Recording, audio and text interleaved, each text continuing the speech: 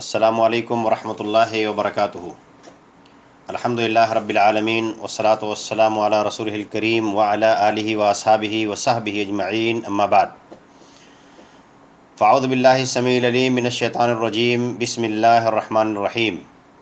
قد كانت لكم أسوة حسنة في إبراهيم والذين معه إذ قالوا لقومهم إنا براء منكم ومما تعبدون من دون الله كفرنا بكم وبدأ بيننا وبينكم العداوة والبغضاء أبدا حتى تؤمنوا بالله وحده۔ محترم اور معزز سامعین کرام، یہ ذی الحجہ کا مہینہ اور ذی الحجہ کے مہینے کا پہلا عشرہ چل رہا ہے، اور اس پہلے عشرے میں سے نصف عشرہ گزر چکا ہے، اور یہ وہ عشرہ ہے جس کے بارے میں بات ہو چکی ہے۔ اللہ کے نبی صلی اللہ علیہ وسلم کی حدیث بیان کی جا چکی ہے۔ رسول اللہ صلی اللہ علیہ وسلم فرمایا ہے کہ احب الاعمال، ان دنوں میں کیا ہوا عمل اللہ تعالیٰ کو سب سے زیادہ محبوب ہے۔ ما من ایام العمل الصالح فیہن احب الی اللہ من هذه الايام، یعنی ایام العشر۔ ان 10 دنوں کے مقابل میں کسی بھی دن میں کیا ہوا عمل اللہ تبارک و تعالیٰ کو اتنا محبوب نہیں ہے۔ چنانچہ جو دن گزر گئے ہیں ان میں آپ نے کیا پایا، کیا کھویا، کتنی نیکیاں کی، کتنی اللہ تبارک و تعالیٰ کے ذکر و اذکار ہم نے کیے، کتنے نماز کی پابندیاں کی، ہمیں ان کا محاسبہ کر کے جو بقیہ 5 دن ہیں ان دنوں میں ہمیں کثرت سے اللہ تبارک و تعالیٰ کی عبادت اور اللہ تبارک و تعالیٰ کی فرما برداری کر لینی چاہیے۔ اور خاص طور سے یوم عرفہ جو آنے والا 9 ذی الحجہ، یوم عرفہ کا روزہ ہر آدمی اس کا اہتمام کرے، اس لیے کہ اللہ کے نبی صلی اللہ علیہ وسلم فرمایا ہے کہ انی احتسب علی اللہ ان یکفر السنۃ التی قبلہ والسنۃ التی بعدہ، پچھلے اور اگلے ایک سال کے گناہ کا کفارہ ہوتا ہے۔ اور یہ بات بتائی جا چکی ہے کہ عرفہ کا روزہ ہر شخص جہاں رہ رہا ہے وہاں کے چاند کے اعتبار سے رکھے گا۔ انہی 10 دنوں میں جو بہت ہی مبارک، بہت ہی افضل، بہت ہی عظیم دن ہے، انہی 10 دنوں میں سے آخری دن یوم النحر ہے، جو اللہ تبارک و تعالیٰ کو سب سے محبوب دن ہے۔ یوم النحر کو اللہ تبارک و تعالیٰ کی رضا حاصل کرنے کے لیے، اللہ تبارک و تعالیٰ کی خوشنودی حاصل کرنے کے لیے دنیا بھر کے مسلمان اللہ تبارک و تعالیٰ کے لیے قربانی پیش کرتے ہیں، اور وہ قربانی ابراہیم علیہ السلام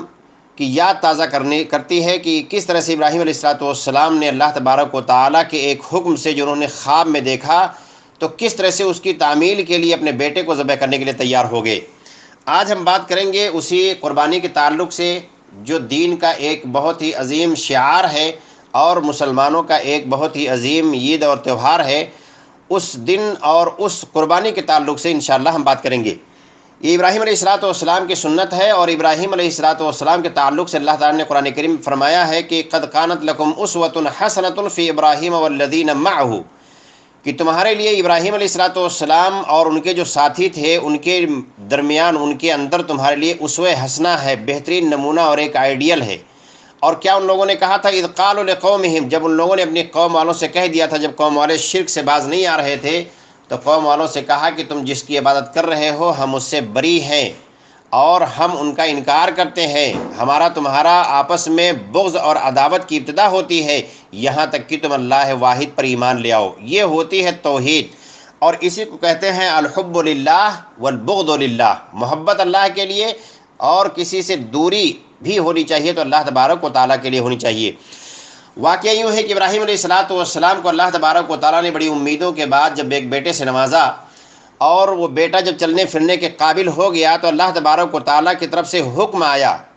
آزمائش کے طور پہ، فلما بلغ معه السعي قال يا بني اني ارى في المنام اني اذبحك فانظر ماذا ترى۔ ابراہیم علیہ السلام نے اپنے بیٹے سے کہا جب وہ چلنے پھرنے کے لائق ہو گئے، کہا کہ یہ بیٹا میں نے خواب میں دیکھا ہے کہ میں تجھے ذبح کر رہا ہوں،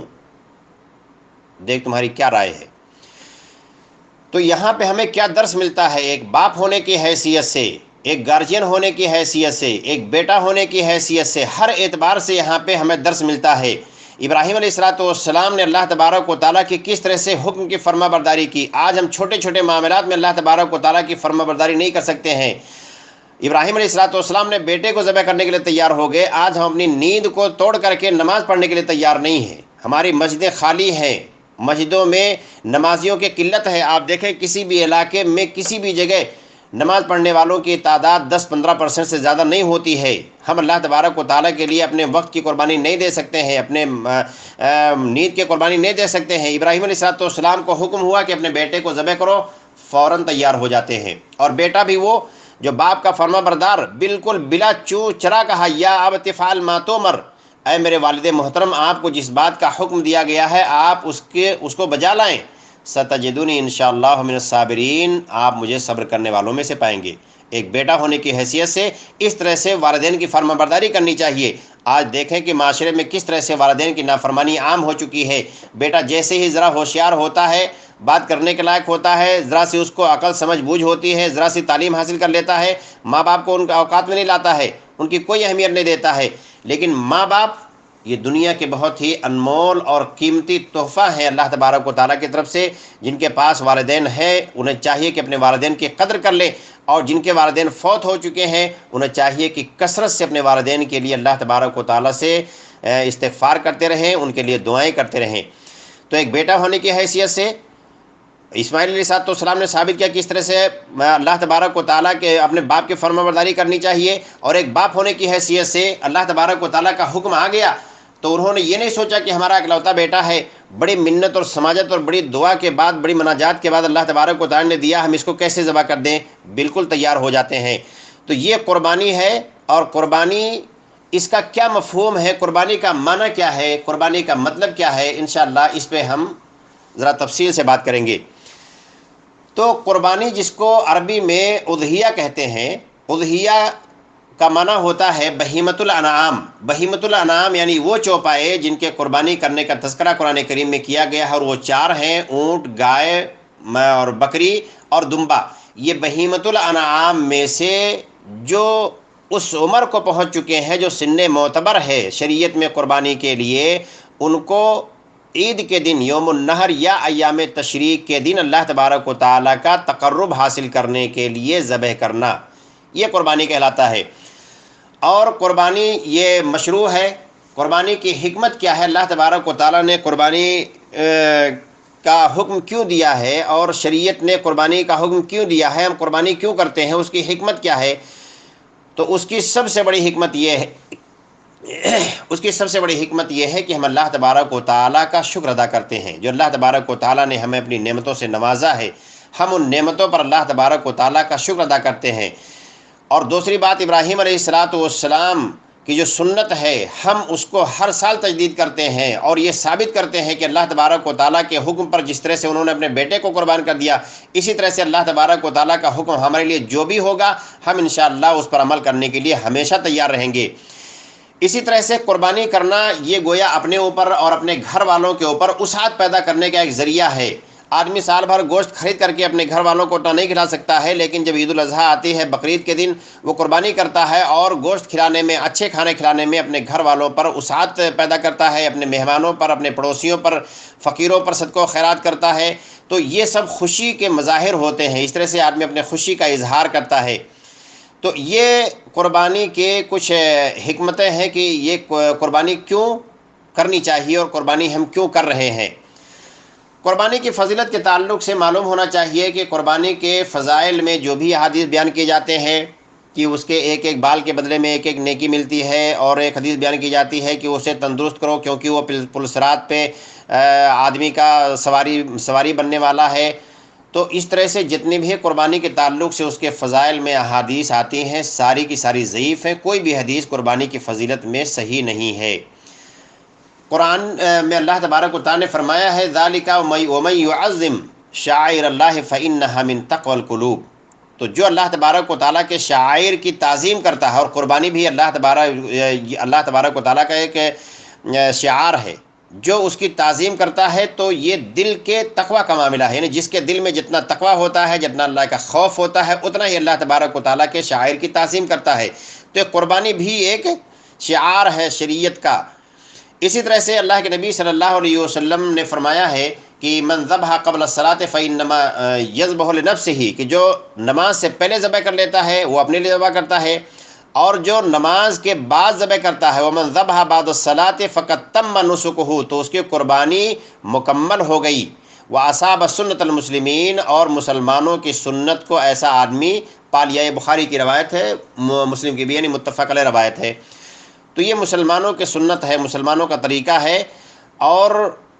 قربانی کے تعلق سے قربانی کا حکم کیا ہے، آیا واجب ہے یا سنت ہے یا کیا ہے؟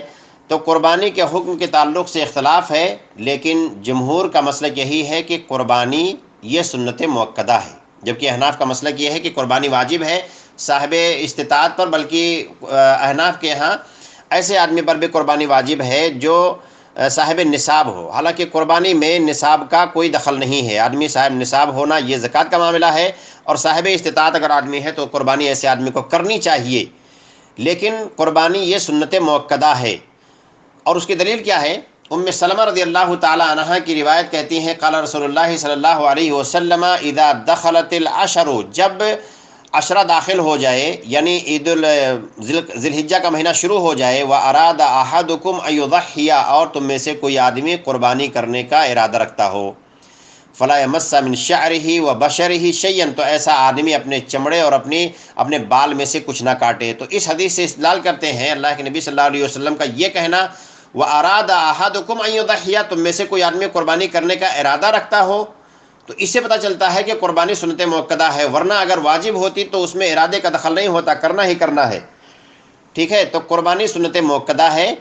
اور قربانی اگر آدمی کو استطاعت ہے تو قربانی کرنی ہی چاہیے۔ لیکن ایسی قربانی جو کسی نے نظر مان رکھی ہے کہ ہم اللہ تبارک و تعالیٰ کے لیے ہر سال قربانی کریں گے، ایسی کوئی کسی نے نظر مان لی، تو نظر مانی ہوئی قربانی کرنا یہ واجب ہے، یا نظر جس بھی جائز چیز کے لیے نظر مان لی گئی ہو اس کا پورا کرنا واجب ہے۔ اللہ کے نبی صلی اللہ علیہ وسلم فرمایا، عائشہ رضی اللہ تعالیٰ عنہ روایت کرتی ہیں من نظر ان یطیع اللہ فلیطعہ، جو آدمی اللہ تبارک و تعالیٰ کی اطاعت اور اس کی فرما برداری کی نظر مان لے، ایسے آدمی کو چاہیے کہ اللہ تبارک و تعالیٰ کی اطاعت اور فرما برداری کرے، یعنی اپنی نظر کو پورا کرے۔ ومن نظر ان یعصیہ فلا یعصیہ، اور جو آدمی اس بات کی نظر مان لے کہ اللہ کی نافرمانی کرے گا، یا غیروں کے لیے ذبح کرنے کا آدمی نظر مان لیا، تو ایسے آدمی کو چاہیے کہ اللہ تبارک و تعالیٰ کی نافرمانی نہ کرے۔ تو اگر کسی نے نظر مان لی ہے کہ ہر سال ہم قربانی کریں گے، تو ایسے آدمی کے لیے قربانی کرنا واجب ہے، یا کسی متعین پیریڈ کے لیے کہ 10 سال تک ہم ہر سال قربانی کریں گے، تو جتنے دن کے لیے آدمی نے نظر مانا ہے اتنے دن قربانی کرنا ایسے آدمی پر ضروری ہے۔ قربانی کا جانور جب متعین کر دیا جائے کہ یہ قربانی کا جانور ہے، تو متعین کرنے کے بعد پھر اس کو بدلنا نہیں چاہیے، الا یہ کہ اس سے بہتر جانور آدمی کو لانا ہو، تو ایسی صورت میں آدمی بدل سکتا ہے۔ یا قربانی کا جانور متعین کر دینے کے بعد جو عیوب بیان کیے گئے ہیں، انشاءاللہ میں آگے بیان کروں گا کہ کن عیوب کے پائے جانے پر قربانی نہیں ہو سکتی ہے۔ اگر قربانی کا جانور متعین کر دیا گیا اور آدمی کے بلا تقصیر کے، یعنی قربانی کا جانور عیبدار ہو جائے اور جانور کا مالک اس میں خطا کار نہ ہو، تو ایسی صورت میں اس قربانی کے جانور کو اگر بدل سکتا ہے تو بدل لے، ورنہ اس کی قربانی ہو جائے گی۔ تو سوال یہ ہے کہ قربانی متعین کیسے ہوتی ہے کہ یہ قربانی کا جانور ہے؟ قربانی کے نیت سے اگر کوئی آدمی جانور خرید لے تو گویا وہ متعین کر رہا ہے کہ یہ ہمارے قربانی کا جانور ہے، اور خریدنے کے بعد اس کو بیچنا نہیں چاہیے۔ کل ایک صاحب نے ہم سے سوال کیا کہ قربانی کا جانور ہم نے خرید لیا ہے اور گھر میں پیسے کی بہت سخت ضرورت ہے، آپریشن وغیرہ یا گھر خرچے وغیرہ، تو کیا ایسی صورت میں ہم اس کو بیچ سکتے ہیں؟ تو دیکھیں، قربانی کا جانور جب اللہ تبارک و تعالیٰ کے نام پہ آپ نے اس کو خرید لیا ہے اللہ کے راستے میں ذبح کرنے کے لیے، تو پھر اس کو بیچنا مناسب اور جائز نہیں ہے، الا یہ کہ آدمی کے پاس اس کے علاوہ کوئی سبیل نہ ہو۔ مسئلہ یہ ہو کہ اس قربانی کے جانور کے علاوہ آدمی کے پاس کوئی مال نہیں ہے، اگر اس کو بیچ کر کے علاج نہیں کرائے گا تو آدمی انتقال کر جائے گا، مر جائے گا، تو ایسی صورت میں بیچ لے گا، انشاءاللہ کوئی حرج نہیں ہے۔ ورنہ اگر اس کے پاس اور بھی وسائل اور ذرائع ہیں، کوئی اور بھی چیز بیچ کر کے یا کسی سے قرض لے کر کے، جبکہ اس کو بعد میں پورا کر سکتا ہے، اس کو لے کر کے اپنی ضروریات کو پوری کر لے، اور خریدنے کے بعد قربانی کے جانور کو نہ بیچے۔ قربانی کا جانور قرض لے کر کے خریدنے کا کیا حکم ہے؟ تو قربانی کا جانور قرض لے کر کے خریدنا جائز ہے، بشرطے کہ آدمی کو یقین ہو، بلکہ اس کے ذرائع موجود ہو کہ ان ذرائع سے وہ آدمی قربانی کا جانور کے لیے جو قرض لیا ہے اس کو مہینہ 2 مہینہ یا جتنے دن کا ٹائم لیا ہے اتنے دن میں اس کو ادا کر سکتا ہے، تو ایسی صورت میں آدمی قرض لے کر کے قربانی کر سکتا ہے۔ لیکن اگر قرض کو پورا کرنے کا کوئی بھی سبیل موجود نہ ہو، بس اللہ آسان کرے گا، اس طرح سے آدمی قرض لے کر کے قربانی نہیں کر سکتا ہے کہ اللہ دے گا تو ہم پورا کر دیں گے۔ اگر واضح کوئی ذریعہ موجود ہو، مان لیجئے کوئی آدمی نوکری پیشہ ہے، اس کی تنخواہ ملنے والی ہے قربانی کے 10 دن کے بعد،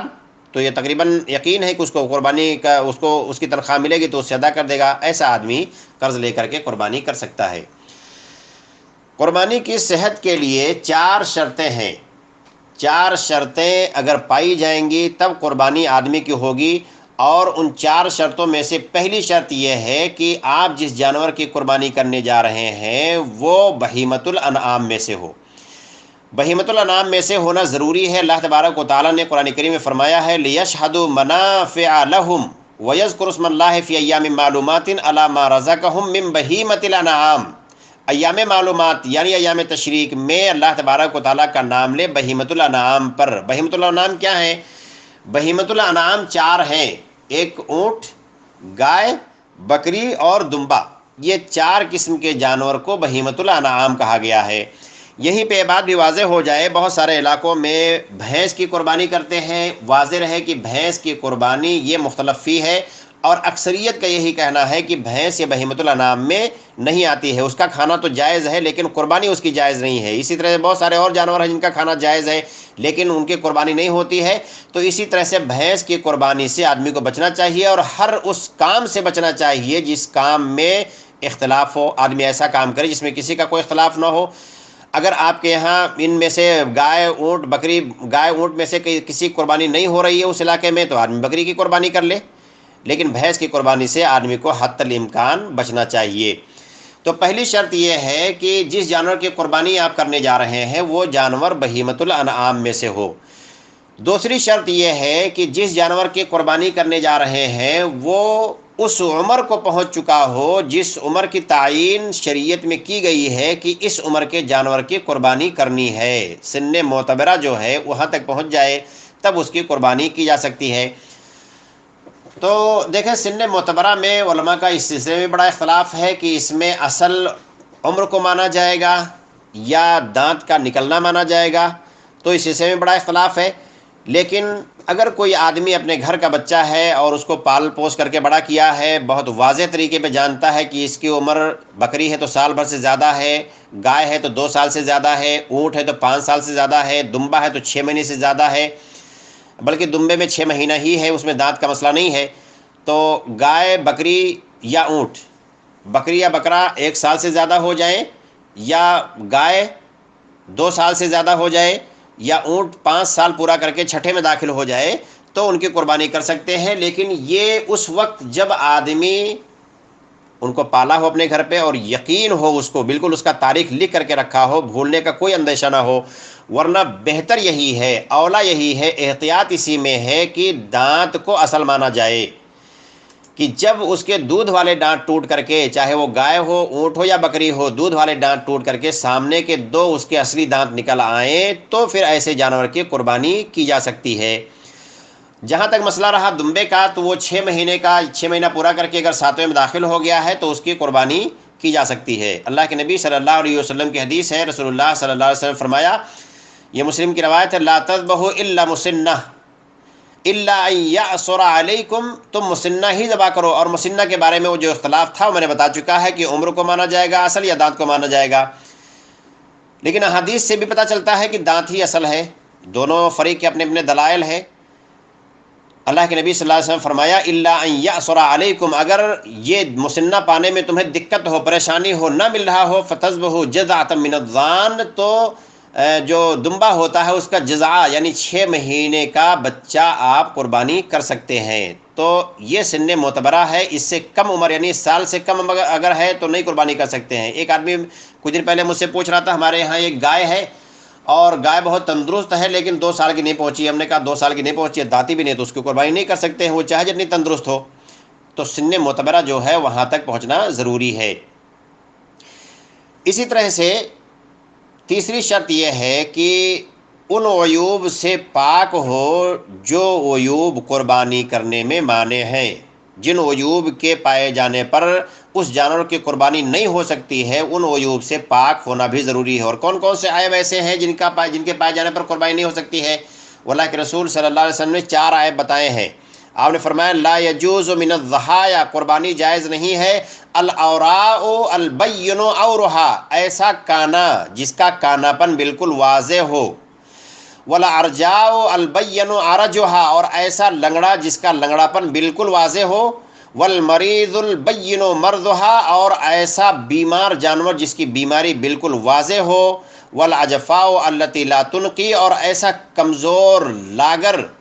دبلا پتلا جس کے ہڈیوں پر گوشت نہ چڑھے ہو، تو ایسے 4 قسم کے جانور یا 4 عیب اگر پائے جائیں کسی بھی جانور میں، چاہے اونٹ ہو، گائے ہو، بکرا ہو، دمبا ہو، تو ان کی قربانی نہیں ہو سکتی ہے۔ یہ عیب یا ان سے اگر بڑے عیب پائے جا رہے ہیں تو بدرجہ اولیٰ ان کی قربانی نہیں ہوگی، جیسے کانا ہے، اگر کوئی اندھا ہے، دونوں آنکھ نہیں ہے، تو بدرجہ اولیٰ اس کی قربانی نہیں ہوگی۔ یا اسی طرح سے کوئی لنگڑا جانور ہے، لنگڑا جانور وہ ہوتا ہے جو چلتا ہو لیکن وہ لنگڑا کے چلتا ہو، اگر کوئی ایسا جانور ہو جو چل ہی نہ پاتا ہو بالکل، تو پھر اس کی قربانی نہیں ہو سکتی ہے۔ تو یہ جو عیب بتائے گئے ہیں، کانا جس کا کاناپن ظاہر ہو، لنگڑا جس کا لنگڑاپن ظاہر ہو، مریض جس کی بیماری بالکل واضح ہو، ایسا کمزور لاگر دبلا پتلا جس کے ہڈیوں پر گوشت نہ ہو، اگر ان سے چھوٹی بیماری ہے،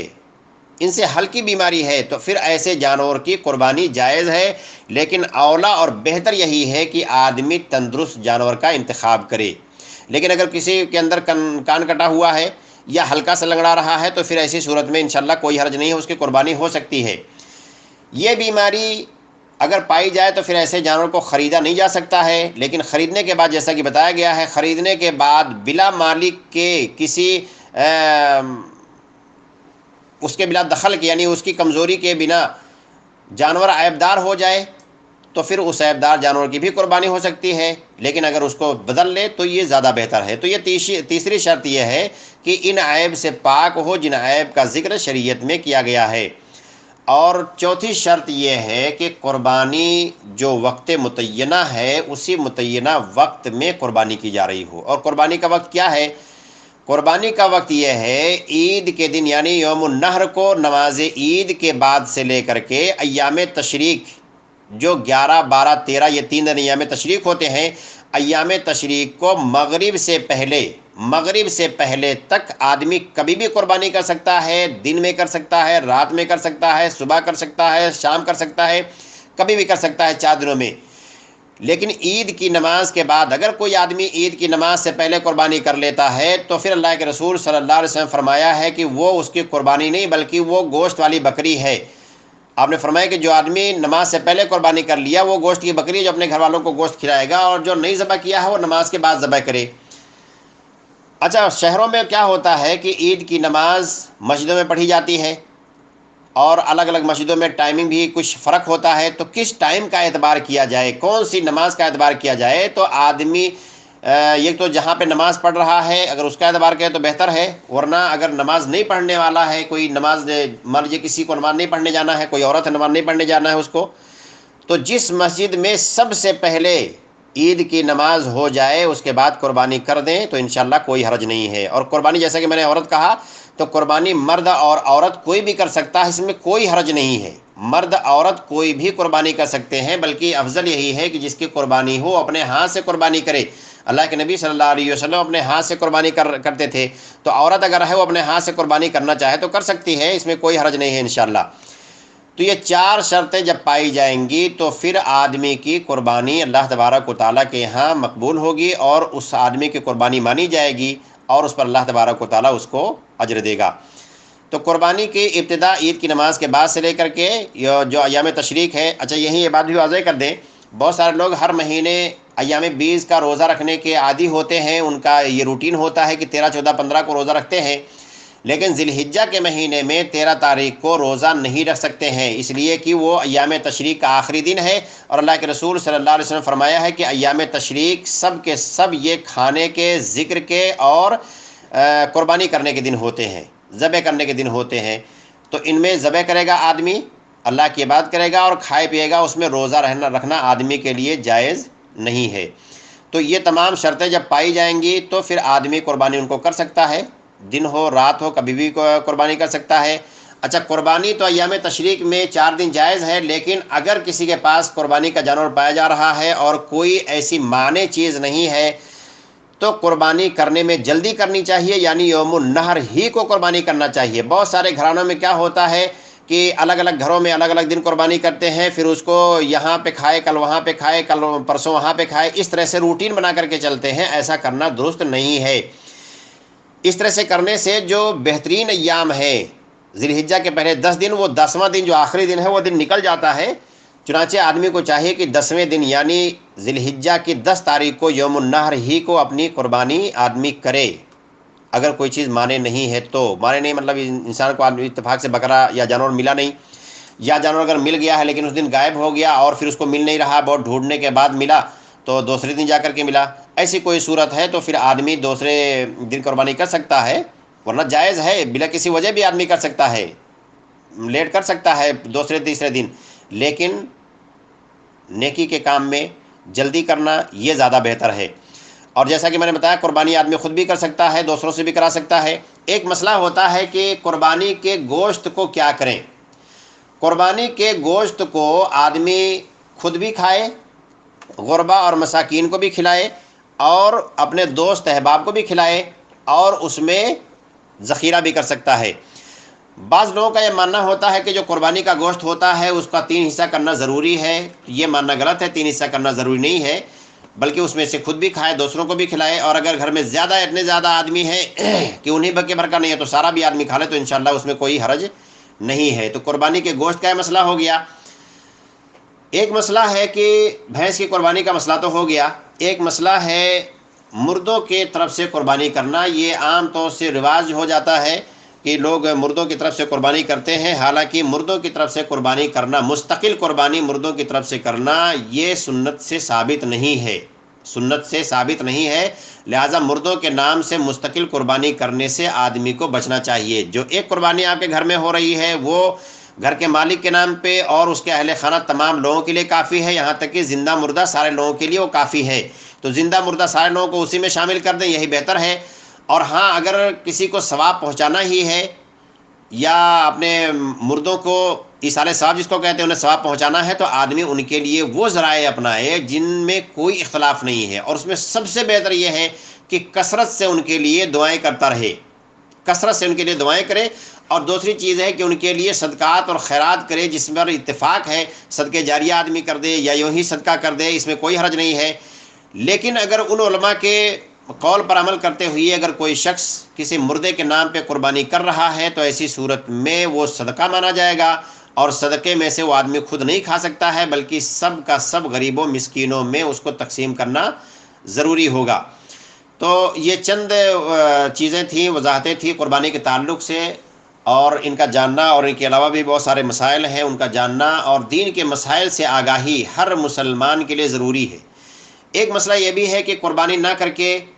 اس کی قیمت کو لوگوں میں تقسیم کر دینا، تو یہ جائز نہیں ہے۔ قربانی ایک شعار ہے دین کا، اس کی قیمت آپ لوگوں میں تقسیم نہیں کر سکتے ہیں، وہ آپ کی قربانی نہیں مانی جائے گی، وہ آپ کی طرف سے صدقہ ہو جائے گا لیکن قربانی نہیں مانی جائے گی، ٹھیک ہے؟ تو اس طرح سے اس کی قیمت کو غریبوں مسکینوں میں تقسیم کر دینے سے آدمی کو ثواب مل سکتا ہے، صدقہ اس کی طرف سے ہو سکتا ہے، لیکن وہ چیز قربانی نہیں مانی جائے گی۔ اللہ تبارک و تعالیٰ سے دعا ہے کہ رب العالمین ہمیں ان 10 دنوں میں جو بچے ہوئے ایام ہیں ان میں کثرت سے نیک عمل کرنے کی توفیق عطا فرمائے۔ جنہیں اللہ تبارک و تعالیٰ نے استطاعت دے رکھی ہے انہیں قربانی کی توفیق عطا فرمائے۔ اللہ تبارک و تعالیٰ ہمارے اعمال کو، ہماری قربانیوں کو قبولیت کا درجہ دے۔ آمین۔ السلام علیکم ورحمۃ اللہ وبرکاتہ۔